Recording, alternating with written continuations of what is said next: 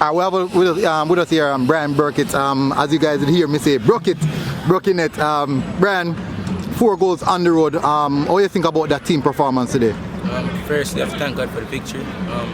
It wasn't the best of game, it wasn't a pretty win, as much would say, ugly win, but we got the job done. In regards to the competitive level of the opponent, did you guys expect them to come in that hard and aggressive, or you guys thought that maybe you guys would have steamrolled them off like that? Well, we don't know what to expect. A lot of teams come with a quick press, so we just come with the frame of mind to just adapt to the pitch, to the team, and just get the 3 points.